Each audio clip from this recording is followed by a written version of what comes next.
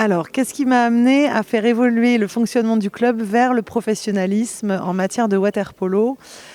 Assez simplement, la recherche de la performance. En fait, on s'est rendu compte que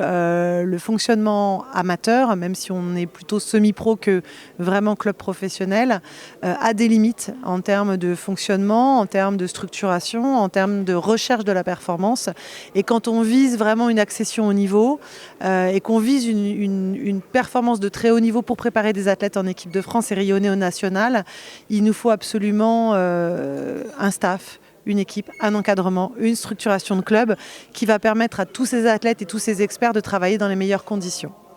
Alors, quelques exemples de changements ou de procédures qu'on a conduits au travers de cette organisation. Je dirais assez basiquement, de façon assez simple, la transcription du milieu de l'entreprise dans le club, c'est-à-dire amener du process métier, du process RH, donner un cadre, construire un projet, amener une vision, partager une prospective et faire en sorte que l'ensemble des acteurs professionnels puissent se projeter dans le projet du club sur plusieurs années, de façon à ce qu'on puisse engager l'ensemble. Et ça nécessite effectivement de donner des repères à chacun et de bien délimiter les champs d'intervention de tous les acteurs pour qu'on ait la meilleure organisation dans le but de la performance.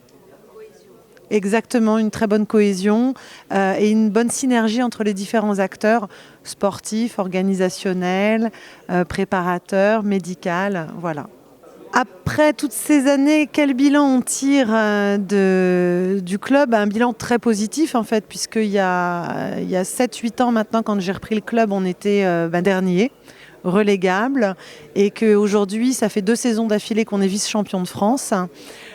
Donc vice-champion de France en élite et une filière de formation jeune qui a fini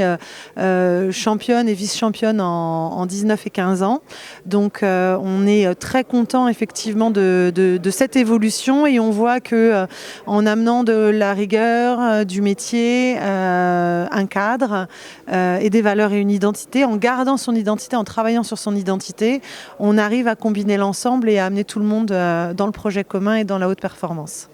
Ce que je regretterais du fonctionnement antérieur du club, je dirais, c'est la légèreté et la facilité du club amateur à la différence du club professionnel et les responsabilités qui pèsent sur notamment le rôle de la présidente, voilà, qui ne dort pas toujours très bien toutes les nuits compte tenu des enjeux et aussi